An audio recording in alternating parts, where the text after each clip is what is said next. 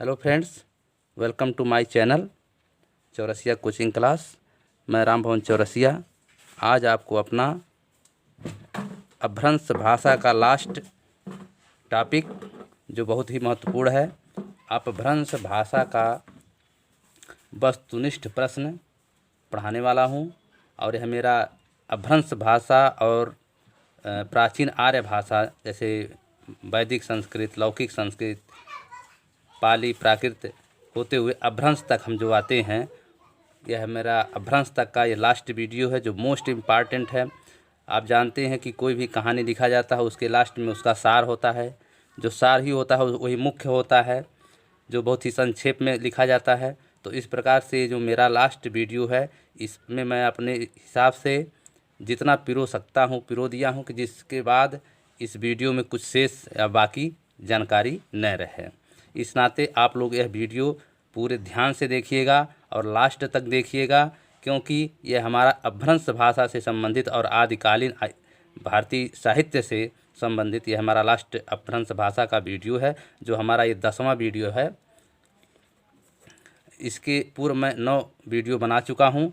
आप लोग जो है जब भी परीक्षा में जाएंगे, चाहे TET, CTET, super TET, TGT, PGT, तो एक बार आपसे करबद्ध निवेदन है कि आप लोग एक बार बिना कहीं नोटबुक में लिखे, बिना नोटबुक में याद किए, आप सरसरी नज़र से हमारा वीडियो देख लेंगे तो वास्तव में अपभ्रंश से संबंधित कोई भी प्रश्न आपसे छूटेगा नहीं, ये मेरा गारंटी है। तो जो है, अगर जो मेरा ये वीडियो है अगर आपको अच्छा लगे तो लाइक अवश्य करें, सब्सक्राइब और कमेंट अवश्य करें तथा बेल आइकन को प्रेस करना न भूलें, ताकि हमारे सभी वीडियोज़ का नोटिफिकेशन आपको मिलता रहे। तो बिना देर किए हम अपना यह लास्ट और 10वां वीडियो स्टार्ट करते हैं, जो कि अपभ्रंश भाषा से संबंधित बहुत ही महत्वपूर्ण तथ्य से संबंधित प्रश्न हम पूछे हैं। और इसमें जो मैं प्रश्न लाया हूँ यह टीजीटी, पीजीटी से ही लाया हूँ। और आप यहाँ देख सकते हैं कि किस तरह प्रश्न अपभ्रंश भाषा से संबंधित बनता है, जो घुमा फिरा कर बनता है। जो मैंने आपसे कहा था कि जो अपभ्रंश भाषा से बहुत ही प्रश्न आते हैं जो बहुत ही घुमा फिरा कर आते हैं, तो इसमें जो है हमको बहुत ध्यान से पढ़ना पड़ता है। और मैं सारा इसमें जो है ट्रिक भी बताते जाऊँगा कि कहाँ से हम कैसे कहाँ से पकड़ेंगे, सारी जो है चीज़ इसमें मैं बताने वाला हूँ। तो आप हमारा यह वीडियो देखें। तो आप यहाँ देख सकते हैं कि अपभ्रंश भाषा से संबंधित वस्तुनिष्ठ प्रश्न मैं जो है इसमें आपको बताना वाला हूँ। आपको यहाँ मैं लिख दिया हूँ, देख लीजिए आप, कि अपभ्रंश जो भाषा का काल था वो 500 ईस्वी से 1000 ईस्वी तक है। मतलब आप इसको याद कर सकते हैं। मैंने आपसे बताया था कि 500 और प्लस 500 मिलाकर बराबर होता है 1000। यही 1000 जो वर्ष है अपभ्रंश भाषा का काल है। ठीक है, ये याद करने के लिए मैं बता रहा हूँ। ठीक है, अपभ्रंश भाषा का काल। ठीक है, तो अब मैं सीधे अपने वस्तुनिष्ठ प्रश्न पर जाता हूँ, जो BIQ है, वेरी ही इम्पॉर्टेंट क्वेश्चन है। तो आप देख सकते हैं यहाँ पर पहला प्रश्न, अपभ्रंश भाषाओं का विकास हुआ। अपभ्रंश भाषा का विकास का समय और काल पूछ रहा है कि अपभ्रंश भाषा का विकास और काल क्या है। यह बहुविकल्पी प्रश्न मैंने डाला है थोड़ा सोचने के लिए और पकड़ने के लिए, जिससे कि आप पकड़ सकते हैं। इसमें 4 उत्तर दिया गया है, तो आप इसमें पकड़िए कि अपभ्रंश भाषाओं का विकास किससे हुआ है। संस्कृत से हुआ है कि पाली भाषा से हुआ है कि दरद भाषा से हुआ है कि प्राकृत भाषा से। ठीक है, अपभ्रंश भाषा का विकास हिंदी भाषा का प्रश्न पूछता कि हिंदी भाषाओं का विकास किससे हुआ, तो आप तुरंत अपभ्रंश से लगा सकते थे। लेकिन ये पूछ रहा है अपभ्रंश भाषाओं का विकास किससे हुआ, तो संस्कृत से हुआ कि पाली से हुआ कि दरद भाषा से हुआ कि प्राकृत से। अब यहाँ आप देख सकते हैं कि यहाँ पाली भाषा भी लिखा है, संस्कृत से हो नहीं सकता है, क्योंकि संस्कृत जो है हमारी प्राचीन आर्य भाषा है जो 15वीं ईसा पूर्व से हुआ था। तो संस्कृत हो नहीं सकता क्योंकि 1500 ईसा पूर्व की भाषा है। पाली जो है हो नहीं सकता क्योंकि पाली में जो है प्रमुख भाषा है। पाली के बाद आपका जो है प्राकृत आया है, भ्रंश आया है। ठीक है, तो अपभ्रंश के पहले जो है क्या था, प्राकृत था और प्राकृत के पहले पाली था। तो यहाँ पर दरद भाषा एक डाल दिया है, ये भी नहीं हो सकता है, फिर प्राकृत भाषा डाला है। तो हम आपको एक चीज़ बहुत बताना चाहते हैं जो बहुत इम्पॉर्टेंट है, आपको जानना अति आवश्यक है। यहाँ आप देख सकते हैं, देखिए यहाँ लिखा है प्राचीन भारतीय आर्य भाषा आदिकालीन। ठीक है, अब इसमें मुख्य रूप से 3 भाषाएं निकली हैं। एक है प्राचीन आर्य भाषा, दूसरा है मध्यकालीन आर्य भाषा और तीसरा है आधुनिक आर्य भाषा। ठीक है, अब जो प्राचीन आर्य भाषा, इसको बहुत ध्यान से आप समझिएगा तभी आप समझ पाएंगे। तो जो प्राचीन आर्य भाषा है उसमें से 2 भाग निकला है। एक वैदिक छांदस से संस्कृत, जिसमें इसमें वेदों पुराणों की रचना हुई है। दूसरा है लौकिक संस्कृत भाषा, जिसमें जो है श्रुति स्मृति और जैसे कालिदास जी का है, भर्तृहरि जी का, ये सब जो है रचना हुआ था। इनका काल है, कालिदास और भर्तृहरि जैसे महाकवियों का काल था, जो संस्कृत में ही लिखते थे। लेकिन ये संस्कृत जो था, लौकिक संस्कृत, थोड़ा सहज और सरल था। लेकिन वैदिक छांदस जो था वो बहुत ही कठिन था। तो इस प्रकार से आप देख सकते हैं प्राचीन आर्य भाषा हो गया, शॉर्टकट में बता रहा हूँ। दूसरा है मध्यकालीन आर्य भाषा। देखिए अब यहाँ देखने की ज़रूरत है। देखिए जो मध्यकालीन आर्य भाषा है, इसका 2 नाम है। अगर इसमें हम खंड वाइज पढ़ें तो पहला होगा प्राकृत भाषा, दूसरा होगा प्राकृत भाषा और तीसरा होगा अपभ्रंश भाषा। ठीक है, अब जो है इसका अगर खंड वाइज नाम पढ़ रहे हैं तो पाली, प्राकृत, अपभ्रंश। जिस प्रकार मैंने आपको सूत्र बताया था कि पा, प्रा, अप, अव। ठीक है, तो ये जो हमारा सूत्र है, ट्रिक है, ये किसका भाषा है? मध्यकालीन भाषा का जो है सूत्र है कि किस प्रकार विकास हो। पहले पाली आया, फिर प्राकृत आया, फिर उसके बाद अपभ्रंश आया, फिर अवहट्ट आया। ठीक है, लेकिन इसका एक नाम और है। इसको हम सभी चीज़ों को मिला करके इसका एक नाम है प्राकृत भाषा। उसमें पाली भी आ जाती है, प्राकृत भी आ जाती है, अपभ्रंश भी आ जाती है और अवहट्ट भी आ जाता है। तो यहाँ प्रश्न कर रहा है कि अपभ्रंश भाषाओं का विकास हुआ।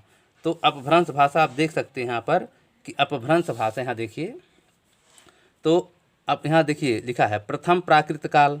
ठीक है, प्रथम प्राकृत काल जो मतलब जो मध्यकालीन भारतीय आर्य भाषा लिखी गई थी उसमें प्राकृत काल भी कहते हैं, और तीनों कालों को हम प्राकृत काल भी कह सकते हैं। देखिए यहाँ पर प्राकृत काल लिखा हुआ है। ठीक है, इसको भी ध्यान रखिएगा।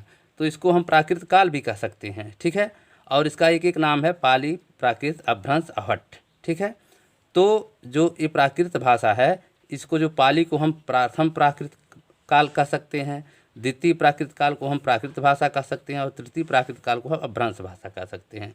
ठीक है, तो यहाँ प्रश्न कर रहा है कि अपभ्रंश भाषाओं का विकास हुआ।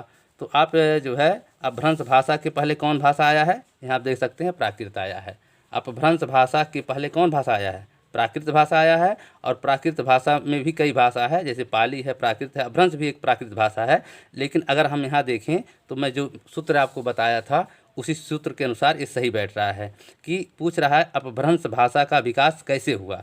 तो पा, प्रा, अप, अव, तो इसके पहले आपका आ रहा है प्राकृत, पा से प्रा से प्राकृत भाषा। तो ये प्राकृत भाषा से ही इसका विकास हुआ है। क्लियर हो गया होगा आपको? ठीक है, तो इसमें कौन उत्तर सही होगा? अपभ्रंश भाषाओं का विकास हुआ संस्कृत से कि पाली भाषा से कि दरद भाषा से कि प्राकृत। तो जो मेरा सूत्र है ये आप याद रखिएगा, वो कभी भूलेगा नहीं। चीज़ चाहे किसी भी प्रकार से घुमा कर प्रश्न दे, अब भुलवा कर दे। जैसे क्या था, पहले पापा वाला पा, फिर प्रा, फिर अप, फिर आव, ये सूत्र भूलिएगा मत। ठीक है, तो आपका देखिए यहाँ पूछा कि अपभ्रंश भाषा का विकास हुआ, तो अपभ्रंश भाषा ये है आपका। और इस भाषा से किससे ये विकास हुआ? तो प्रा से मतलब प्राकृत भाषा से। ठीक है, अब आगे चलिए।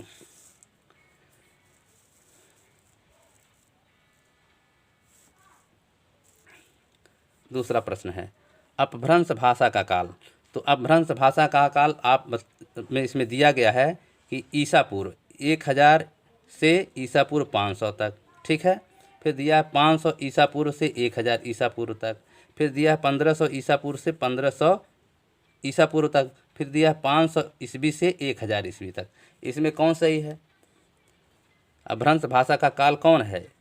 1000 ईसा पूर्व से 500 ईस्वी तक कि 500 ईस्वी से 1000 ईस्वी तक फिर 1500 ईसा पूर्व से 500 ईस्वी तक, कि 500 ईस्वी से 1000 ईस्वी। मैंने सीधे आपको बताया था कि 500 में 500 जोड़ लीजिएगा। देखिए यहाँ पर 500 में 500 जोड़ लीजिएगा 1000, और ये दोनों ईस्वी ही है, ये भी ईस्वी है और ये भी ईस्वी है। तो यहाँ पर आप देख सकते हैं कि 500 ईस्वी से लेकर के 1000 ईस्वी तक। तो इसमें जो ये प्राकृत वाला है, आप इसमें ट्रिक मैं लगाते जा रहा हूँ, जैसे बाद में आप देखें भी तो आपको याद करने के लिए सुगमता रहे। तो आप जो है अपभ्रंश भाषाओं का विकास हुआ प्राकृत भाषा से, ठीक है। दूसरा है अपभ्रंश भाषा का काल, तो क्या हुआ 500 ईस्वी से लेकर 1000, मतलब सीधा सीधा है 500 ईस्वी से लेकर 1000 ईस्वी तक, ठीक है। तीसरा है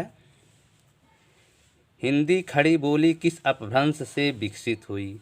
जो हिंदी हमारी खड़ी बोली है वह किस से जो है विकसित हुई, ठीक है। तो यहाँ प्रश्न दे रहा है विकल्प में मागधी, अर्धमागधी, पैशाची और शूरसैनी। तो मैंने आपको याद कराया था कि पश्चिमी हिंदी राजस्थानी गुजराती शूरसैनी है, ठीक है। तो जो हमारी पश्चिमी हिंदी है वहीं से हमारा जो है हिंदी का विकास हुआ, न कि पूर्वी हिंदी जो हम लोग पढ़ते हैं वहाँ से हमारा हिंदी का विकास नहीं हुआ, बल्कि पश्चिमी हिंदी से हमारे हिंदी। यहाँ पे आप ध्यान रखिएगा कि दो आता है, एक पश्चिमी हिंदी आता है, यह पश्चिमी हिंदी जो है किस में है, शूरसैनी में है, ठीक है। और दूसरा आता है पूर्वी हिंदी, तो पूर्वी हिंदी अर्धमागधी, पूर्वी हिंदी अर्धमागधी, ये मेरा सूत्र है, ये आपको याद रखना पड़ेगा, पूर्वी हिंदी अर्धमागधी। और पश्चिमी हिंदी राजस्थानी गुजराती शूरसैनी है। तो आपका ये जो पश्चिमी हिंदी है, इसी हिंदी से हमारे हिंदी का विकास हुआ है। तो पश्चिमी हिंदी किस में आ रहा है, शूरसैनी में आ रहा है, ठीक है। तो इस प्रकार से आप जो है, मैं एक सूत्र जो मैं बनाया हूँ उसको मैं एक बार एक नज़र में आपको दिखा भी दे रहा हूँ। यहाँ देख सकते हैं लिखा हुआ है, पश्चिमी हिंदी राजस्थानी गुजराती शूरसैनी है, अर्धमागधी पूर्वी हिंदी महाराष्ट्री मराठी है, पंजाबी सिंधी है ब्राचड़, पंजाबी सिंधी है ब्राचड़, खस पहाड़ी शूरसैनी है, बांग्ला बिहारी उड़िया समिया अपभ्रंशी मागधी है, ठीक है। तो ये हो गया, अब क्लियर हो गया कि हमारा जो हिंदी, जो खड़ी हिंदी भाषा का विकास हुआ वो पूर्वी हिंदी से हुआ कि पश्चिमी हिंदी से हुआ। तो क्लियर है वो पश्चिमी हिंदी से हुआ, और पश्चिमी हिंदी में हिंदी किससे विकास हुआ, शूरसैनी से हुआ है, ठीक है। तो ये आपको बहुत ही इम्पॉर्टेंट, यह प्रश्न बहुत ही आता है कि पश्चिमी खड़ी बोली का विकास किससे हुआ, तो आप निश्चिंत होकर लिखेंगे शूरसैनी, ठीक है। आगे का प्रश्न है अपभ्रंश में कुल कितने स्वर हैं। तो मैं इसके पहले वीडियो में बता चुका हूँ कि अपभ्रंश के कुल 8 स्वर हैं, इसको बताने की ज़्यादा ज़रूरत नहीं है। फिर देखिए आगे लिख रहा है ब्रज भाषा का आधार रही है, ठीक है। अब ब्रज भाषा का आधार यहाँ पकड़ना है, ब्रज भाषा। तो पहले आप देखें कि ब्रज भाषा जो है उपभाषा है, इसकी मुख्य भाषा कहाँ से आई है, ये मुख्य भाषा जो है आपका शूरसैनी से आया है। किससे आया है, शूरसैनी से, क्योंकि शूरसैनी में ही पश्चिमी हिंदी आती है और राजस्थानी आता है और गुजराती आता है। तो पश्चिमी हिंदी में मैंने आपसे याद कराया था कि पश्चिमी हिंदी में 5 जो है उपभाषाएं निकली हुई हैं, जो आपको बम्बू कहाँ खड़ा, तो बम्बू कहाँ खड़ा में ही जो है आपका जो है दिखा दे रहे हैं एक बार। देखिए यहाँ पर, देखिए यहाँ लिखा है ना, देखिए पश्चिमी हिंदी के भेद, पश्चिमी शूरसैनी इसको भी कहते हैं, इसमें बम्बू कहाँ खड़ा, ठीक है। तो बम्बू से में ब जो है ये ब्रजभाषा का संकेत करता है। तो ये ब्रजभाषा हो गया, बुंदेली हो गया, कन्नौजी हो गया, हरियाणवी हो गया, कहाँ खड़ा मतलब खड़ा कहाँ मतलब खड़ी बोली हो गया। तो आप इससे पकड़ सकते हैं कि जो ब्रजभाषा है ये किससे निकला, पश्चिमी हिंदी से निकला। पश्चिमी हिंदी किसका है, पश्चिमी शूरसैनी से है, इसको शूरसैनी भी भाषा भी कहते हैं। तो ब्रजभाषा का आधार क्या है, महाराष्ट्री है कि अर्धमागधी होगा कि शूरसैनी होगा कि खस होगा, तो ये आपका शूरसैनी होगा। कौन होगा, शूरसैनी, क्योंकि शूरसैनी से ही जो है पश्चिमी हिंदी निकली है, राजस्थानी निकली है, गुजराती, और पश्चिमी हिंदी का ही एक भाग है ब्रजभाषा, ठीक है। फिर कह रहा है पूर्वी हिंदी का विकास किस अपभ्रंश भाषा से हुआ। अब देखिए फिर, अब ये तो पश्चिमी हिंदी का मैंने बताया, अब कह रहा है पूर्वी हिंदी। ठीक है। यहाँ देखिए पूर्वी हिंदी, तो पूर्वी हिंदी का विकास किस अपभ्रंश भाषा से हुआ? तो मैंने आपसे याद कराया था पूर्वी हिंदी अर्धमागधी, पूर्वी हिंदी अर्धमागधी, देख लीजिए यहाँ पर अर्धमागधी पूर्वी हिंदी, ठीक है। तो इस प्रकार से जो है पूर्वी हिंदी का विकास किस अपभ्रंश से हुआ? तो अर्धमागधी, यहाँ ब्राचड़ दिया है, खस दिया है, अर्धमागधी दिया है, मागधी दिया है, तो अर्धमागधी पूर्वी हिंदी या पूर्वी हिंदी अर्धमागधी, ठीक है। तो इसका उत्तर कौन हुआ? अर्धमागधी, ठीक है। उसके बाद आप देखें पश्चिमी हिंदी का विकास किस अपभ्रंश भाषा से हुई? बात वही है कि पश्चिमी हिंदी का विकास किस भाषा से हुई। तो मेरे ट्रिक के अनुसार आप देख सकते हैं यहाँ पर पश्चिमी हिंदी राजस्थानी गुजराती शोर सैनी है, तो इसका मतलब ये हुआ कि पश्चिमी हिंदी का विकास शोर सैनी से हुआ, ठीक है। ट्रिक याद रहेगा तो फटाफट आप जो है बताते चले जाएंगे। फिर आगे है किस भाषा का विकास शोरसैनी अपभ्रंश से हुआ?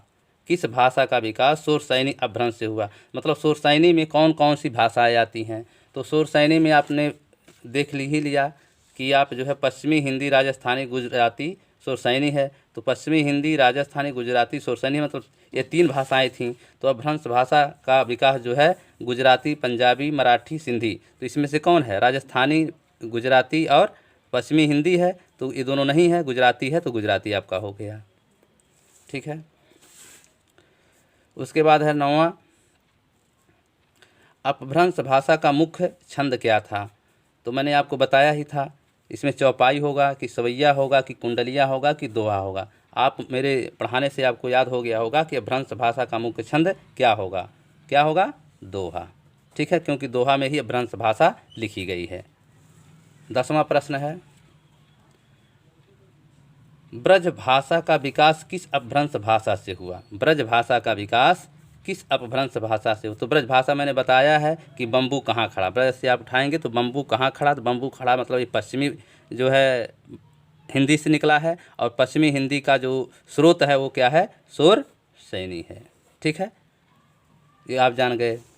फिर 11वां है सिंधी भाषा व पंजाबी भाषा का विकास। तो मैंने आपको अपने सूत्र के अनुसार पहले ही बताया है कि पंजाबी सिंधी है ब्राचड़, यहाँ आप देख सकते हैं पंजाबी सिंधी है ब्राचड़, माने ब्राचड़ जो है इसका अपभ्रंश भाषा है और जो इसका उपभाषा है वो पंजाबी है और हिंदी है, ठीक है। तो पंजाबी सिंधी है ब्राचड़, मतलब पंजाबी और सिंधी कौन भाषा है? ब्राचड़ भाषा है। तो यहाँ दिया है कि जो है कि सिंधी भाषा और पंजाबी भाषा का विकास कैसे हुआ? तो ब्राचड़ से हुआ कि खस से हुआ कि मागधी से हुआ कि शोरसैनी से है? तो ट्रिक आपको याद होगा कि पंजाबी सिंधी है ब्राचड़, तो ये जो है आपका ब्राचड़ हुआ, मतलब कौन सा ये है? आपका ब्राचड़ है।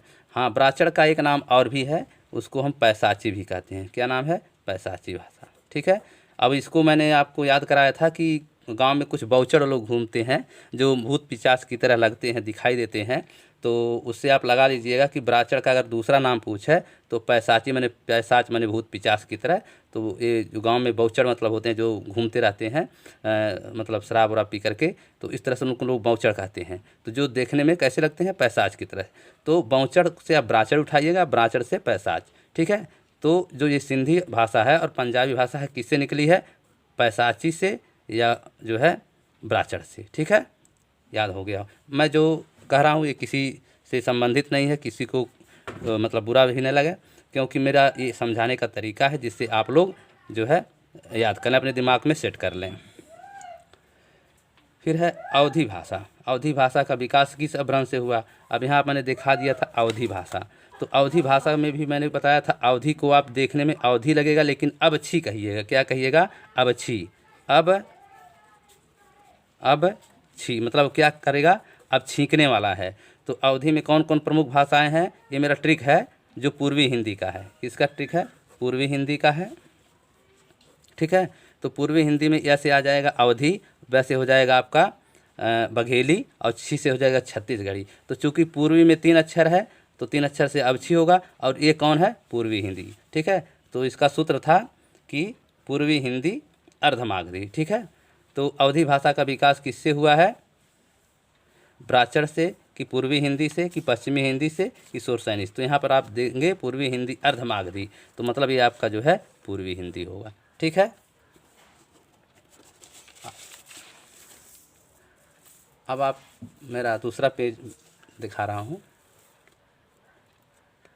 आधुनिक आर्य भाषाओं के उदय के पूर्व आर्य भाषा का कौन सा रूप विद्यमान था? जो हमारी आधुनिक आर्य भाषा मतलब हिंदी है, उसके पहले कौन सी आर्य भाषा विद्यमान थी? तो संस्कृत, प्राकृत, पाली और अपभ्रंश। ठीक है, तो मैंने आपको एक सूत्र बताया ही था कि प्रा अप आओ, ये बहुत ही सुंदर सूत्र है। तो ये क्या पूछ रहा है कि आधुनिक आर्य भाषाओं के उदय के पूर्व आर्य भाषा का कौन सा रूप विद्यमान था? ठीक है, तो ये जो अपभ्रंश भाषा है, इसे दोनों एक ही भाषा है। अपभ्रंश और अवहट्ट एक ही भाषा थी, तो इसी में दोनों का संधिकाल भी है, मिलन भी हुआ है, तो हम मुख्य रूप से अपभ्रंश को ही अवहट्ट भी कहते हैं। तो ये पूछ रहा है कि हिंदी, यहाँ से आपका आ रहा है हिंदी, तो हिंदी जो भाषा है उसके पूर्व की कौन सी भाषा अपभ्रंश भाषा होगी? तो आपका होगा अपभ्रंश। ठीक है, और क्योंकि अवहट्ट नहीं होगा, क्योंकि अवहट्ट जो है अब अपभ्रंश का ही रूप है। ठीक है, तो इस प्रकार से जो है आधुनिक आर्य भाषाओं के उदय के पूर्व आर्य भाषा का कौन सा रूप विद्यमान था? संस्कृत भी नहीं थी, प्राकृत भी नहीं थी, पाली भी नहीं थी, अपभ्रंश थी। अपभ्रंश का ही को ही हम जो है अवहट्ट भी कहते हैं। ठीक है, यहाँ देखिएगा अवहट्ट भी कहते हैं। अगर यहाँ अवहट्ट लिखा होता तो हम अवहट्ट पर टिक मारते, क्योंकि जो मेरा सूत्र है वो यह है, देखिए पा प्रा अप आओ। तो अगर हिंदी के पूर्व जो है अगर अवहट्ट इस विकल्प में रहता, देखिए यहाँ पर अवहट्ट, जैसे संस्कृत, प्राकृत, पाली अवहट्ट रहता, तो हम यहाँ क्या टिक मारते? तो हमारा यहाँ अवहट्ट होता। तो चूँकि यहाँ पर जो है हिंदी के पूर्व की भाषा पूछा है, तो अपभ्रंश उसमें अवहट्ट जो है विकल्प में नहीं दिया गया है, इस नाते इसको छोड़ करके हम किस पर टिक मारेंगे? अपभ्रंश पर। ये आपको क्लियर हो गया होगा।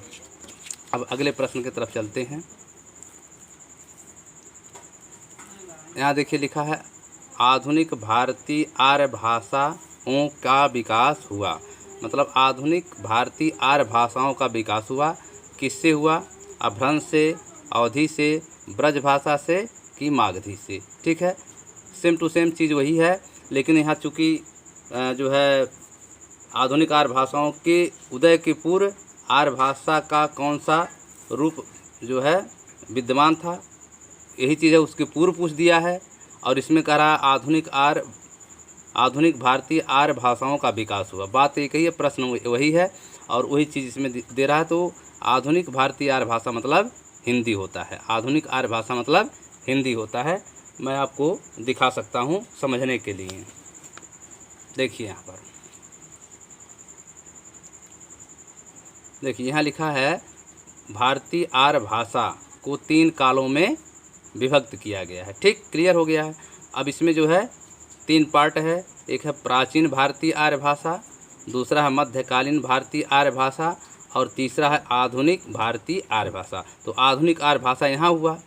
ठीक है, तो आधुनिक आर्य भाषा अब इधर हम नहीं आपको बताएंगे, क्योंकि जो इधर आप लोग जानते हैं, अभी थोड़ा देर के बाद बता भी देंगे। तो यहाँ पहले हम जो प्रश्न है उसका बता रहे हैं। आधुनिक भारतीय आर्य भाषा कब से चालू हुआ है? 1000 ईस्वी से अब तक। 1000 ईस्वी से अब तक जो है आधुनिक भारतीय आर्य भाषा चल रही है। तो आधुनिक भारतीय आर्य भाषाओं में कौन कौन प्रमुख हैं? हिंदी व हिंदीतर भाषाएं, मतलब हिंदी है और हिंदीतर मतलब उसके इर्द गिर्द की भाषाएं हैं। जैसे आपका बंगला, उड़िया, असमिया, मराठी, गुजराती, पंजाबी, सिंधी आदि, ये आपका आधुनिक भारतीय आर्य भाषाएँ हैं। तो आप लोग इसको क्लियर कर लीजिए। और मैं आपको पहले बता दे रहा हूँ कि प्राचीन भारतीय आर्य भाषा जो है 1500 ईसा पूर्व से 500 ईसा पूर्व तक चला था, जिसमें वैदिक संस्कृत जो है चला था। और दूसरे में जो है एक 1500 ईसा पूर्व से 500 ईस्वी तक, जिसमें वैदिक संस्कृत से लौकिक संस्कृत तक। फिर है मध्यकालीन भारतीय आर्य भाषा जो 500 ईस्वी से 500 ईसा पूर्व से 1000 ईस्वी तक चला है, जिसमें पाली, प्राकृत, अपभ्रंश और अवहट्ट है। और आधुनिक भारतीय आर्य भाषा तो मैंने पढ़ा ही दिया। ठीक है, तो आधुनिक आर्य भाषा मतलब हिंदी या हिंदीतर भाषाएं, आपको क्लियर हो गया होगा। तो आधुनिक भारतीय आर्य भाषा मतलब आप जान ही गए हिंदी व हिंदीतर, हिंदी व हिंदी तर माने उसके बाद की भाषाएं या उसके इर्द गिर्द की भाषाएं। भाषाओं का विकास हुआ तो अपभ्रंश से हुआ कि अवधी से हुआ कि ब्रज भाषा से हुआ कि मागधी से हुआ। तो मेरा सूत्र आपको याद ही होगा कि पा प्रा अप औ। तो हिंदी का विकास किससे हुआ है? अवहट्ट से हुआ है, और अवहट्ट के पहले क्या है? अपभ्रंश है। अगर इसमें अपभ्रंश है तो अपभ्रंश पर ट्रिक मार दीजिए, और अवहट्ट है तो अवहट्ट पर ट्रिक मार दीजिए। देखिए उसमें विकल्प में क्या है? अपभ्रंश, अवधि, ब्रजभाषा, मागधी। अवहट्ट नहीं दिया गया है, अपभ्रंश दिया गया है, तो हम किस पर टिक मारेंगे? अपभ्रंश पर। क्लियर हो गया? अब आप 15वां प्रश्न देखिए जो बहुत इम्पॉर्टेंट है। अपभ्रंश भाषा का उत्तरकालीन भाषा थी। तो जो अपभ्रंश भाषा थी उसका उत्तरकालीन, तो मैंने आपको बताया ही था कि उत्तरकालीन का उत्तर जो है 3 समानार्थक शब्द है। उत्तर को 3 उत्तर है। पहला उत्तर को उत्तर दिशा कहते हैं, उत्तर दिशा। दूसरा है उत्तर का मतलब उत्तर जिसको हम जवाब कह सकते हैं, जैसे प्रश्न उत्तर, जवाब। और तीसरा है उत्तर मतलब बाद में। तो यहाँ जो अर्थ हम ले रहे हैं उत्तरकालीन, क्या ले रहे हैं? उत्तरकालीन मतलब कौन वाला बैठेगा? ये वाला बाद में। ठीक है। ऐसे समानार्थक शब्द हम आपको आगे के वीडियो में एक वीडियो में बनाएंगे, और इसके बाद जो है आप लोग उसको अच्छी तरह से देखिएगा। एक चीज़ और मैं बता दे रहा हूँ कि जो मैं अपना इस वीडियो के बाद जो है मैं अपभ्रंश आपको पढ़ा चुका हूँ, उसके बाद मैं अवहट्ट पढ़ाने वाला हूँ यहाँ। इसके बाद मैं आधुनिक भारतीय आर्य भाषा पे आऊँगा, जो है जिसमें आपका भारतेंदु युग, उसके बाद रामचंद्र शुक्ल युग, शुक्लोत्तर युग, प्रगतिवाद युग, छाया युग, आधुनिक युग, ये सब पढ़ाने वाला हूँ और बहुत विस्तार से पढ़ाने वाला हूँ। तो इसके बाद मैं इसको पढ़ाऊँगा। ठीक है। उसके बाद अब आप क्लियर हो गए कि अपभ्रंश भाषा के उत्तरकालीन भाषा कौन है। तो मेरे ट्रिक के अनुसार आप देख लीजिए कि प्रश्न है अपभ्रंश भाषा का उत्तरकालीन। तो अपभ्रंश भाषा आपका ये है, और उत्तरकालीन मतलब उसके बाद की भाषा। तो उसके बाद की भाषा अव है, अव से आप पकड़ेंगे अवहट्ट भाषा। उत्तर क्या होगा? अवहट्ट। अगर यही पूछा होता कि अपभ्रंश भाषा के पूर्व की भाषा, तो आप प्रा उठाते, प्रा से प्राकृत हो जाता। अगर पूछता कि प्राकृत भाषा का उत्तरकालीन, तो आप अपभ्रंश कहते। अगर पूर्व की भाषा कहता तो पाली कहते। ठीक है। तो यहाँ अपभ्रंश भाषा का उत्तरकालीन कह रहा है, तो अव हो रहा है, अव से अवहट्ट भाषा। तो इसमें देखिए विकल्प होगा संस्कृत, पाली, प्राकृत, अवहट्ट। कौन ट्रिक होगा? अवहट्ट हो गया। निसंदेह और निसंकोच आप इसको मार सकते हैं। 16वां है बिहारी, बंगला, असमिया, उड़िया का विकास हुआ। बिहारी, बांग्ला, असमिया, उड़िया का विकास हुआ। तो मैंने आपको एक ट्रिक बताया था, याद किए होंगे, वैसे भी आपको याद होगा। बांग्ला, बिहारी, असमिया, उड़िया, बिहारी, बांग्ला, असमिया, उड़िया अपभ्रंशी मागधी है। ठीक है। यहाँ आप देख सकते हैं बांग्ला, बिहारी, उड़िया, असमिया अपभ्रंशी मागधी है। तो ये कौन सा जो है अपभ्रंश है? मागधी अपभ्रंश है। ठीक है। तो इसमें कह रहा है कि बिहारी, बंगला, असमिया, उड़िया का विकास हुआ किससे हुआ है? मागधी से। किससे हुआ है? मागधी से हुआ है। दूसरा ट्रिक मैंने आपको बताया था, ब से बिहारी, ब से बांग्ला, और ये दोनों के आगे जो है ब है, और आ इसके दोनों के बाद में है। जैसे असमिया, उड़िया के बाद में आ प्रत्यय आ रहा है, और बांग्ला और बिहारी में ब जो है उपसर्ग आ रहा है। तो इसे हम ये जो ब आ रहा है 2, और आ रहा मतलब ब या, ये किसका है? मागधी का है। किसका है? मागधी अपभ्रंश का है। ठीक है। तो यहाँ पर हमारा उत्तर हो जाएगा मागधी। फिर देखिए लिखा है हिंदी भाषा का विकास किससे हुआ। माने हिंदी भाषा का संबंध किससे है और किससे विकास हुआ है। तो आपको मैंने बता ही दिया है कि आपका जो है सुरसैनी से जो है हिंदी का विकास हुआ है। किससे विकास हुआ है? सुरसैनी से। तो सुरसैनी आप देख सकते हैं यहाँ पर कि जो है शोरसैनी से जो है हिंदी का भाषा का विकास हुआ, या इस तरह पूछ दे कि हिंदी भाषा का विकास किससे हुआ, तो शोरसैनी से हुआ। मतलब शोरसैनी पूर्वज है और हिंदी भाषा उसकी शिशु है, बच्चा है। ठीक है, ठीक है, ये पिता है शोरसैनी और ये हिंदी भाषा क्या उसका पुत्र है। ठीक है, तो कौन आएगा आपका, शोरसैनी आएगा। 18वां, भरत मुनि ने किस अपभ्रंश को क्या कहा। भरत मुनि ने किस अपभ्रंश को क्या कहा, तो लोक भाषा, जन भाषा, देश भाषा, अशुद्ध भाषा। तो जो भरत मुनि थे उन्हें अपभ्रंश भाषा को क्या कहा, देश भाषा कहा। क्या कहा है, देश भाषा कहा है। एक प्रश्न यहीं और बनता है अवहट्ट से, मैं इसको आगे पढ़ाऊँगा कि अवहट्ट भाषा को देशज भाषा कौन कहा है। अपभ्रंश अवहट्ट भाषा को देशज भाषा कौन कहा है, तो उन्होंने विद्यापति ने कहा है। ठीक है, जिनकी कीर्तिलता कीर्ति पताका जो है ग्रंथ है। तो यहाँ पर ये दो चीज़ देख लीजिएगा, अपभ्रंश भाषा का जो है को कौन भाषा कहा है, देश भाषा कौन कहा है, भरत मुनि ने कहा है। इसी तरह का प्रश्न आएगा अवहट्ट भाषा को जो है देश भाषा कौन कहा है, तो उसको विद्यापति ने कहा है। ठीक है, यहाँ लिख दे रहे हैं याद करने के लिए। अवहट्ट भाषा को देश भाषा कौन कहा है, विद्यापति ने। कौन कहा है, विद्यापति ने। ये अवहट्ट भाषा के जो है प्रमुख कवि हैं विद्यापति, जिनकी कीर्तिलता कीर्ति पताका जो है इनकी प्रमुख रचना है। इन्होंने अवहट्ट को ही देश भाषा माना है। ठीक है, तो क्लियर हो गया। भ्रंश भाषा का को देश भाषा कौन कहा है, भरत मुनि ने। फिर 19वां है हिंदी भाषा के उद्भव तथा विकास का सही क्रम लिखिए। हिंदी जो हमारा भाषा का विकास हुआ है, तो वो जो है प्राचीन जो है यहाँ से आप देख सकते हैं। ठीक है, अब देखिए यहाँ पर हिंदी भाषा का विकास कैसे हुआ, तो आप देख लीजिए। पहले क्या है, संस्कृत है। क्या है, संस्कृत है। फिर क्या है, पाली है। फिर क्या है, प्राकृत है। फिर क्या है, अपभ्रंश है। फिर क्या है, अवहट्ट है। फिर क्या है, हिंदी है। ठीक है, तो ये इसका क्रम है, वही उद्भव का क्रम पूछ रहा है। तो पहले क्या आएगा, संस्कृत आएगा। फिर क्या आएगा, पाली आएगा। फिर क्या आएगा, प्राकृत आएगा। फिर क्या होगा, अपभ्रंश। अवहट्ट को ही अपभ्रंश कहते हैं, इस नाते इसमें अवहट्ट नहीं दिया गया है। और अपभ्रंश से फिर आया, अपभ्रंश के भेद आप जानते हैं 6 भेद होता है। तो शोरसैनी, तो इसी नाते यहाँ देखिए शोरसैनी लिखा है, आपको मैं यहाँ दिखा दे रहा हूँ। देखिए यहाँ लिखा है अपभ्रंश भाषा के 6 भेद। तो इसमें जो है मेरा एक ट्रिक है, याद कर लीजिएगा कि अपभ्रंश भाषा के जो 6 भेद हैं उसका ट्रिक क्या है, अब्बा, माम, खसी, शेर। ठीक है, अब्बा, अब्बा मतलब अगर आप मुस्लिम भाषा में जाएंगे तो पिताजी को क्या कहा जाता है, अब्बा कहा जाता है। अब्बा माने बाप, बाबू। माम को माता, और खसी मतलब होता है, खसी मतलब बकरी, और बकरी का उल्टा आप शेर जान ही रहे हैं। तो एक तरह से इसको आप जो है द्वंद्व समास में आप जाइए तो अब्बा का उल्टा क्या होता है, माम होता है, और खसी का उल्टा क्या होगा, शेर होगा।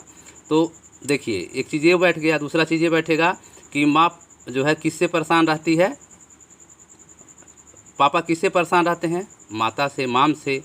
ठीक है, और खसी किससे परेशान रहती है, शेर से। ठीक है, तो इस प्रकार से ये सूत्र है। पहले पिता थे, उसके बाद माँ आई, उसी प्रकार खसी आया, तब खसी को देखकर शेर आया। ठीक है, तो ये थोड़ा सा मैं बनाया हूँ इंटरेस्टिंग, जिससे कि आप लोगों को जो है अच्छा लगे, और माता पिता सुनेंगे वो भी खुश होंगे, और माता जी तो विशेष खुश होंगी हमारे वीडियो को सुन करके कि यहाँ पर हम कह रहे हैं कि माता जी जो है पिताजी को परेशान करती हैं और शेर खसी को परेशान करता है, या यूँ कहें कि अब्बा माँ से परेशान रहती है और खसी शेर से परेशान रहता है। ठीक है, तो अब यहाँ पर देखिए, अ से आप लेंगे तो होगा अर्धमागधी, ब से लेंगे तो हो जाएगा ब्राचड़, माँ से लेंगे तो हो जाएगा मागधी। ठीक है, माँ से लेंगे तो हो जाएगा मागधी, और खस और माम से लेंगे तो हो जाएगा मराठी, खसी से आपका हो जाएगा खस, और शेर से हो जाएगा शोरसैनी। लेकिन समझने की बात ये है, मुख्य रूप से समझने की बात मुख्य रूप से ये है कि हिंदी का जो है पूर्व भाषा, इसमें क्या है, अर्धमागधी है कि ब्राचड़ है कि मागधी है कि मराठी है कि खसी है कि खस है कि शोरसैनी है। ठीक है, तो इसमें देखिए यही प्रश्न कर रहा है कि हिंदी भाषा की उद्भव तथा विकास का से, तो संस्कृत तो क्लियर हो गया। उसके बाद मेरा सूत्र जो है पा से पाली, प्रा से प्राकृत, अपभ्रंश, यहाँ अहट्ट तो दिया नहीं है, फिर तुरंत शोरशैनी दे दिया है। तो शोरशैनी जो है अपभ्रंश भाषा में देखिए 6 भेद है ना, तो क्यों इसमें जो है शोरशैनी को दे रहा है, खस नहीं दे रहा है, मराठी नहीं दे रहा है, मागधी नहीं दे रहा है, पसाची नहीं दे रहा है, ब्राचर नहीं दे रहा है, अर्धमागधी नहीं दे रहा है, क्या दे रहा है, शोरशैनी दे रहा है। कहने का मतलब है कि हमारे हिंदी का जो विकास हुआ है और अपभ्रंश भाषा में जो मुख्य रूप से शोरशैनी है, शोरशैनी से हुआ। कहीं कहीं प्रश्न आ जाता है कि हमारे हिंदी का जो विकास हुआ है वो किस अपभ्रंश भाषा से हुआ है, तो आप वहाँ शेर से लगाइएगा, शोरशैनी से। ठीक है, तो हो गया आपका, यहाँ देखिए शोरशैनी हो गया। उसके बाद पश्चिमी हिंदी, उसके बाद खड़ी बोली। ठीक है, ये आपको मैंने बता दिया। उसी को यह क्रम जो है, बाकी क्रम उल्टा पल्टा लिखा गया है, जिससे आप जो है परेशान हो कि कौन सही है कौन नहीं सही। जैसे यहाँ संस्कृत के बाद तुरंत प्राकृत आ गया है, जबकि यहाँ पाली होना चाहिए, फिर अपभ्रंश आ गया है, अब जबकि ये जो है प्राकृत के बाद अपभ्रंश आना चाहिए, तो ये सब गलत है। यहाँ पे देखिए पाली पहले आ गया है, प्राकृत जो है पाली सही है, लेकिन इसके पहले संस्कृत आना चाहिए था, फिर प्राकृत है, फिर अपभ्रंश है, खड़ी बोली, इस तरह से उल्टा पल्टा है। फिर यहाँ देखिए पाली है, प्राकृत है, अपभ्रंश है, संस्कृत यहाँ पर आ गया है, इस जबकि संस्कृत पहले होना चाहिए था। उसके बाद शोरशैनी है, पश्चिमी हिंदी, खड़ी बोली। तो आपको जो मैं एक सूत्र यहाँ दे रहा हूँ, सपा पाय सौंप खड़ा, सपा पाय सौंप खड़ा, मतलब से हो जाएगा संस्कृत, पा से हो जाएगा पाली, और पा से हो जाएगा प्राकृत, और सौ से हो जाएगा शोरशैनी, पै से हो जाएगा पश्चिमी हिंदी, और खड़ा से खड़ी बोली। तो आपका ये क्लियर हो गया। तो मेरा जो सूत्र है इसको आप मत भूलिएगा, पा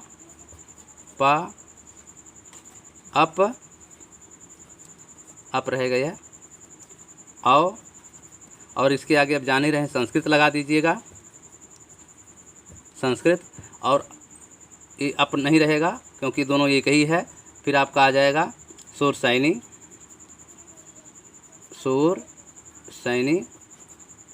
फिर आपका आ जाएगा पश्चिमी हिंदी,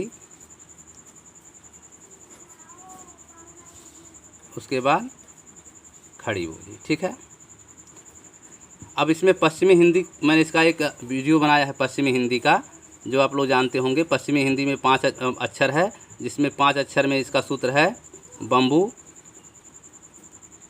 कहाँ खड़ा। ठीक है, ये पश्चिमी हिंदी का मैं भेद बता रहा हूँ, और इस नाते बता रहा हूँ कि उसमें भी जो है खड़ी बोली जो हमारा है उसमें से है पश्चिमी हिंदी। उसके बाद पश्चिमी हिंदी से हमारी जो है खड़ी बोली निकली है, पूर्वी हिंदी से नहीं निकली है, पूर्वी हिंदी से हमारी हिंदी नहीं निकली है। ठीक है, हमारी हिंदी किससे निकली है, पश्चिमी हिंदी से निकली है। तो बम्बू कहाँ खड़ा, ये आप हमारा सूत्र है। अब वैसे आप लेंगे क्या, पहले लिख दीजिए सूत्र, बम्बू कहाँ खड़ा। ठीक है, वैसे हो जाएगा ब्रज भाषा, बम्बू से हो जाएगा बू से बुंदेली, कैसे हो जाएगा कन्नौजी, है से हो जाएगा हरियाणवी, और खड़ा से हो जाएगा खड़ी बोली। ठीक है, अब देखिए यहाँ पर जो है पहले संस्कृत, फिर पाली, फिर प्राकृत, ये पापा इसको जो कह देंगे आप, पापा अप आओ। ठीक है, तो अवहट्ट नहीं रहेगा क्योंकि अवहट्ट अपभ्रंश को ही कहते हैं। फिर उससे निकला शोरशैनी, शोरशैनी का भेद मैंने बता ही दिया है कि शोरशैनी में मतलब 6 भेद हैं, जो आपको बताया है कि अब्बा माम खसी शेर वाला, तो वह जो हो गया उसमें मतलब छेद है, जिसमें मुख्य रूप से किसका, हमारी हिंदी निकली है शोरशैनी से। शोरशैनी से फिर आया पश्चिमी हिंदी, और पश्चिमी हिंदी में भी जो है आपका 1 2 3 4 5 6 भेद है। उसमें से जो है न हमारा जो है ब्रज से नहीं निकली है, बुंदेली से नहीं निकली है, कन्नौजी से नहीं निकली, हरियाणवी से निकली, बल्कि हमारी जो निकली है हिंदी वो खड़ी बोली से निकली है। ठीक है, किसे निकली है, खड़ी बोली से। ठीक है, तो इसका आप जो है अब इसको जो है आप जान गए होंगे। अब इसको मैं एकदम स्पष्ट दिखा दे रहा हूँ, नीचे ऊपर करके। जैसे पहले हो जाएगा आपका संस्कृत, उसके बाद हो जाएगा पापा, पा से पाली, और दूसरा पा से प्राकृत, और तीसरा हो जाएगा अपभ्रंश, अपभ्रंश से निकलेगा शोरशैनी, सुरसैनी से आएगा पश्चिमी हिंदी, पश्चिमी हिंदी, और पश्चिमी हिंदी से हमारा होगा खड़ी बोली। ठीक है, अगर हम खड़ी बोली का पूर्वज पूछे तो पश्चिमी हिंदी, पश्चिमी हिंदी का पूर्वज पूछे तो सुरसैनी, और सुरसैनी का पूछे तो अपभ्रंश, अपभ्रंश का पूछे तो प्राकृत, और प्राकृत का पूछे तो पाली, और पाली का पूछे तो संस्कृत। ठीक है, अब आपको ये क्लियर हो गया। लास्ट प्रश्न है, ब्राह्मण भाषा का दूसरा क्या नाम है? तो मैंने आपसे पहले ही बता चुका है कि ब्राह्मण भाषा का दूसरा नाम क्या है, क्या नाम है, आपको याद कराया था ना, बौचड़। और बौचड़ किस तरह दिखते हैं? पैसाच की तरह दिखते हैं। तो इसमें कौन होगा? खस होगा कि पैसाची होगा कि अर्धमागधी होगा कि शोर सैनी होगा? क्या होगा? पैसाची हो गया। ठीक है, अब कुछ, चूँकि ये मेरा लास्ट वीडियो है, थोड़ा धैर्य रखिए आप लोग, चूँकि ये मेरा लास्ट वीडियो है, तो मैं ये चाहता हूँ अवहट्ट अपभ्रंश भाषा से संबंधित कुछ छूटन है, क्योंकि इसके बाद मैं आपको अवहट्ट पढ़ाने वाला हूँ। अवहट्ट के बाद मैं आधुनिक आर्य भाषा हिंदी पढ़ाने वाला हूँ, जो उसमें जो है भारतेंदु युग, शुक्ल युग, शुक्लोत्तर युग, छायावाद युग पढ़ाने वाला हूँ। तो कुछ पॉइंट है जो बहुत ही महत्वपूर्ण है अपभ्रंश भाषा के, उस शॉर्टकट में मैं आपको बताना चाहता हूँ, जिससे कि आपकी जो अपभ्रंश भाषा है कि जो छटा है या भूला बिसरा है, उसको मैं अपने तब समझ से इम्पॉर्टेंट समझता हूँ। तो वो चीज़ को मैं चाहकर भी सोचता हूँ कि न आप लोगों को पढ़ावें, लेकिन हमारा दिल गवाही नहीं दे रहा है कि मैं उसको छोड़ दूं, क्योंकि बहुत ही इम्पॉर्टेंट है। इस नाते मैं आप लोगों को पढ़ाना चाहता हूं। आप लोग थोड़ा 10 मिनट और समय दीजिए, क्योंकि वो बहुत ही इम्पॉर्टेंट है अपभ्रंश भाषा से संबंधित।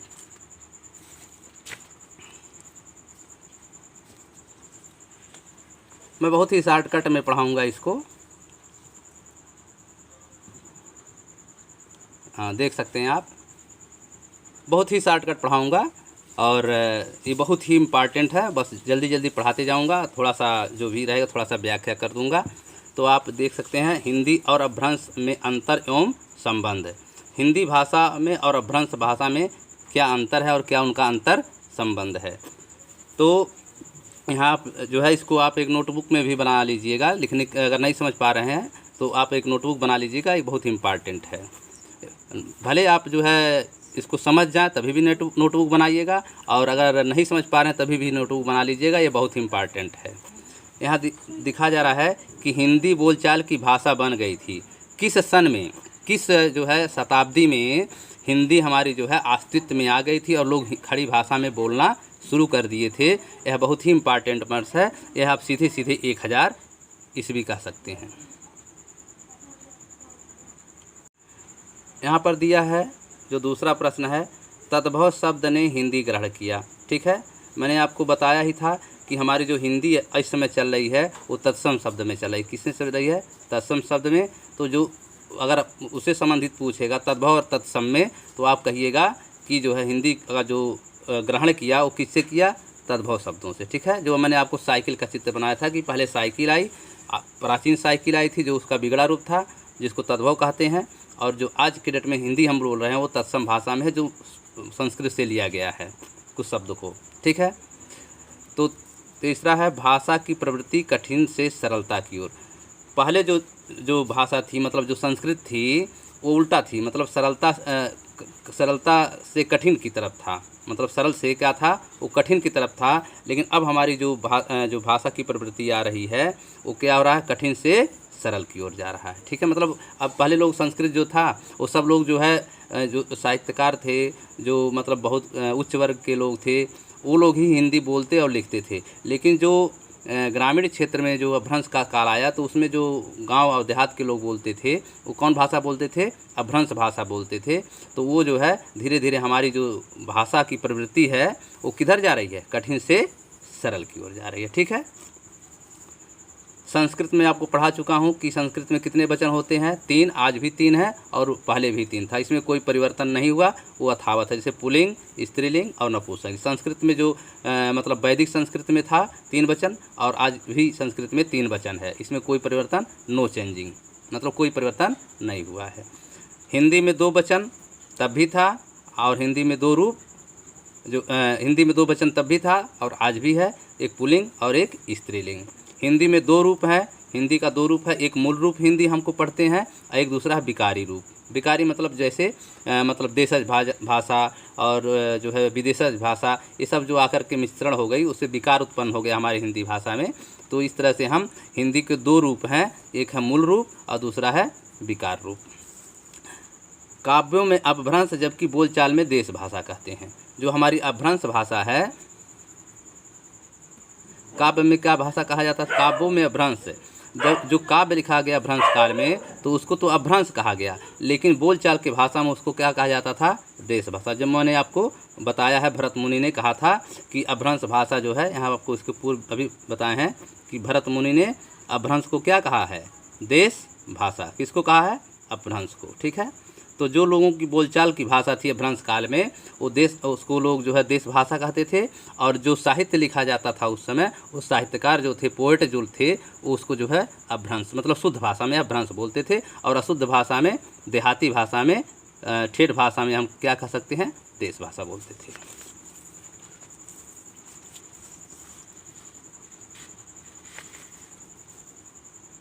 अब यहाँ आप देख सकते हैं कि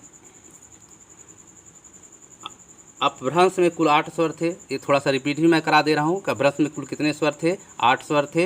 अ आ ई उ लघु ए और लघु ओ। ठीक है, आपका 8 स्वर हो गया। ठीक है, दूसरा है जबकि आधुनिक में 2 स्वर ए और औ जुड़ गया। अब जो है, जो आधुनिक हिंदी हमारी है उसमें 2 स्वर ऐड हो गया है। कौन कौन? दीर्घ अ और दीर्घ औ, यहाँ औ रहेगा। ठीक है, फिर न र ल स दंत ध्वनियाँ थी। अपभ्रंश भाषा के समय जो न र ल स था वो हमारी दंत ध्वनियाँ थीं, मैंने जो दांत से बोला जाता है उसको दंत ध्वनियाँ कहते हैं। तो उस समय जो है अपभ्रंश भाषा के काल में, किस समय? अपभ्रंश भाषा के काल में न र ल स को दंत ध्वनियाँ कहते थे, जबकि वर्ष मसूड़ा ध्वनि हो गई। जबकि आज के प्रेजेंट टाइम में जो हिंदी हमारी है, इस समय यही शब्द जो है मसूड़ा मतलब वर्ष ध्वनियाँ हो गई हैं। वर्ष मतलब मसूड़ा। ठीक है, अपभ्रंश में ढ़ और ढ नहीं था।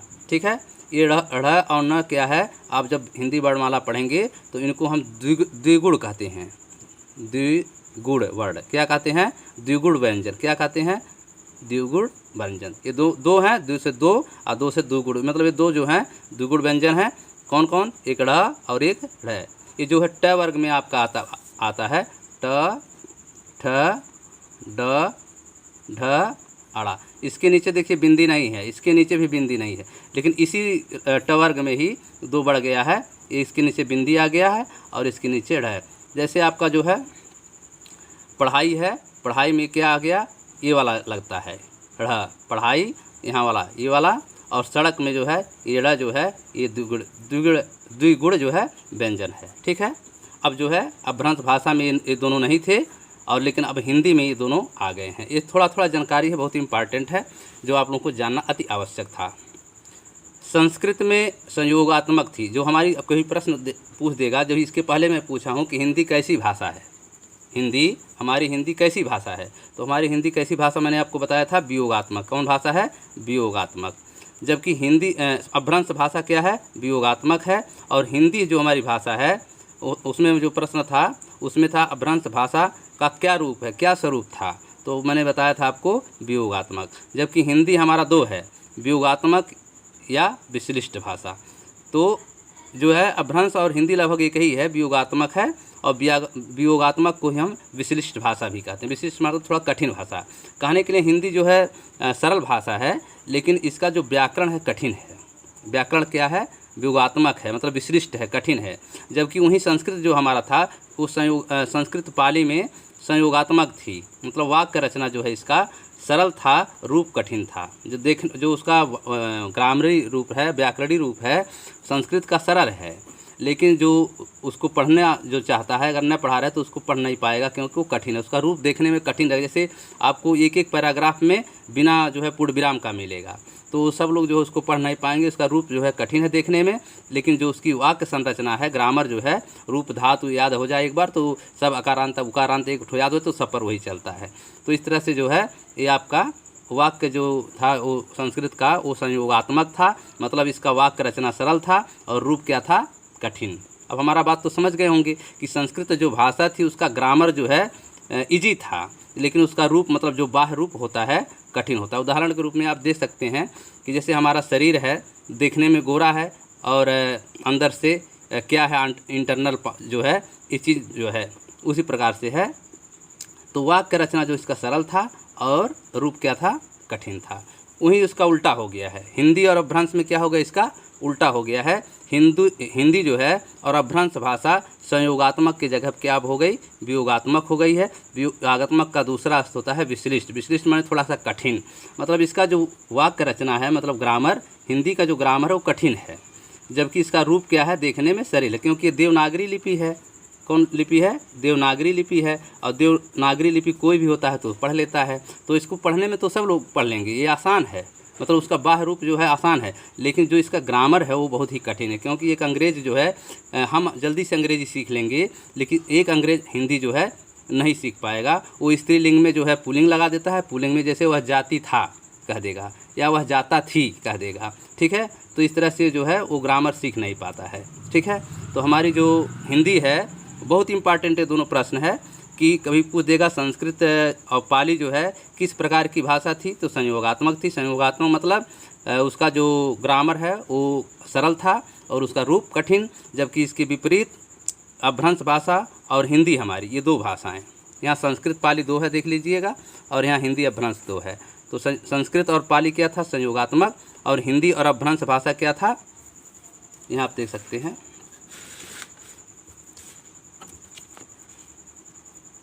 हिंदी और जो है पाली जो है संयोगात्मक भाषा थी, जबकि हिंदी और अपभ्रंश भाषा क्या थी, वियोगात्मक भाषा थी, ठीक है। अब आगे चलते हैं। सहायक क्रियाओं एवं प्रसर्गों का प्रयोग हिंदी में होने लगा। जो सहायक क्रिया होती है और प्रसर्ग, इसका प्रयोग जो है हिंदी में होने लगा, जबकि अपभ्रंश में सहायक क्रिया का प्रयोग नहीं होता था और प्रसर्गों का प्रयोग नहीं होता था, ठीक है। अब प्रसर्ग क्या होता है और जो है प्रसर्ग क्या होता है और संख्या सहायक क्रिया क्या होती है। तो सहायक क्रिया तो आप जानते ही हैं कि जो मुख्य क्रिया होती है उसके बाद में जो सहायता उसकी करती है उसको सहायक क्रिया कहते हैं। और प्रसर्ग मतलब होता है जैसे आपका विभक्तियां होता है, जैसे राजा ने, राजा ने, तो ये राजा ने जो है, ने जो शब्द उसमें जुट रहा है ये प्रसर्ग है, ठीक है। तो ये प्रसर्ग आपका हो गया, जो विभक्तियाँ होती है वही प्रसर्ग है। और सहायक क्रिया मतलब मुख्य क्रिया के बाद जो क्रिया लगती है वो सहायक क्रिया कहलाती है। तो जो है हमारी जो अपभ्रंश भाषा थी उसमें सहायक क्रिया का प्रयोग नहीं होता था और प्रसर्ग का प्रयोग नहीं होता था, जबकि आज के आधुनिक हिंदी में प्रसर्गों और सहायक क्रियाओं और प्रसर्गों का प्रयोग होने लगा, ठीक है। जो काम विभक्तियाँ संस्कृत में करती हैं वही काम हिंदी में प्रसर्ग कहते हैं। अब आप यहाँ स्पष्ट देखिए, संस्कृत में क्या होता है, जो विभक्तियाँ होती हैं उसमें जुटा हुआ रहता है, और जबकि हिंदी में जो होता है जो है प्रसर्ग या विभक्तियाँ वो अलग अलग होता है।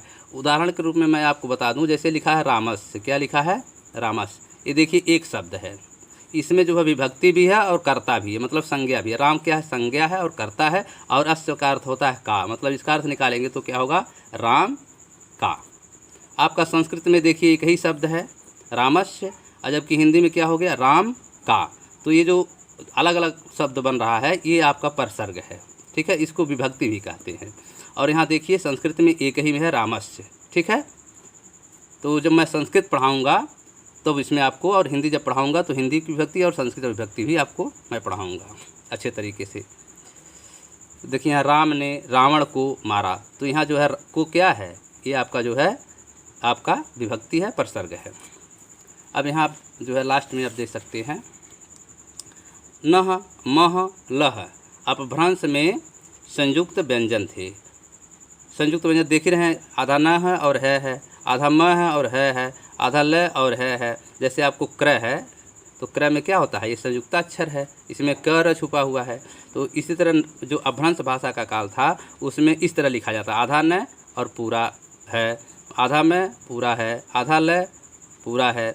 तो अपभ्रंश भाषा में संस्कृत व्यंजन थे, अपभ्रंश भाषा में संस्कृत व्यंजन थे। हिंदी में ये जो है न म ल, मतलब ये जो आपका आगे का अक्षर है आधा न आधा में आधा ल, मतलब ये हट गया और सीधे ह म और ल बन गया। ये जो है ये क्या बन गया, ये जो आधा न है ये पूरा न हो गया, है हट गया। मैं जो आधा दिखाई दे रहा है ये मैं पूरा हो गया, हट गया। आधा ये जो ल दिखाई दे रहा है पूरा ल हो गया और ये है हट गया। ठीक है। अब हिंदी में ये न म ल जो अल्प प्राण बन गया है। अल्प प्राण को मैंने बताया है कि पहचानने की क्या जो है लक्षण है। अंग्रेजी में जो मतलब 2 वर्डों में लिखा जाता है, यन ए, यम ए और यल ए, ये क्या है, अल्प प्राण है। लेकिन वहीं अगर हम लिखते हैं ख, तो ख में आ जाएगा के एच ए, तो जिसमें यच आ जाता है वो महाप्राण होता है। ठीक है। अब अगर हमारा जो है ये ट्रिक और हमारा ये जो पढ़ाया हुआ वीडियो है, अगर आप लोग को अच्छा लगेगा और अच्छा लगे और मेरे जो ट्रिक हैं और जो मेरा वीडियो है अगर आपको अच्छा लगेगा तो आप लोग अपने मित्रों को, अपने दोस्तों को शेयर करना मत भूलिएगा। और इसके बाद मैं आज जो है अपभ्रंश भाषा का जो लेसन था बहुत ही इम्पॉर्टेंट था, परीक्षा उपयोगी था। टेट, सीटेट, सुपर टेट इत्यादि जो है कॉम्पिटिटिव परीक्षाओं में इससे बहुत ही प्रश्न पूछे जाते हैं। इसे मैंने इसको जो है विस्तार से पढ़ाया है और बहुत ही मुख्य चीज़ों को मैंने आपको बताया है जो आपके लिए आवश्यक भी था, बहुत ही आवश्यक था परीक्षा के लिए, एग्ज़ाम के लिए। तो मैंने उसको आज बता दिया। यह मेरा ये अपभ्रंश भाषा से संबंधित ये हमारा लास्ट वीडियो है। इसके बाद मैं जो है अवहट्ट भाषा पढ़ाने वाला हूँ और अवहट्ट में जो है आप यही देख लीजिए। इसके बाद जब अवहट्ट यहाँ जो है ये मध्यकालीन के अंतर्गत आपका अपभ्रंश आता है। उसके बाद देखिए यहाँ लिखा है आदिकालीन। उसके बाद मैं आधुनिक आर्य भाषा पढ़ाऊँगा जिसमें आपका भारतेंदु युग, द्विवेदी युग, शुक्ल युग, शुक्लोत्तर युग आदि पढ़ाऊँगा। तो अगर आप लोगों को यह मेरा वीडियो अच्छा लगे तो आप लोग जो है लाइक्स और अपना आत्मिक कमेंट मतलब ज़रूर कीजिएगा, हमारा उत्साहवर्धन बढ़ाइएगा और बेल आइकन को प्रेस करना मत भूलिएगा। बहुत बहुत धन्यवाद।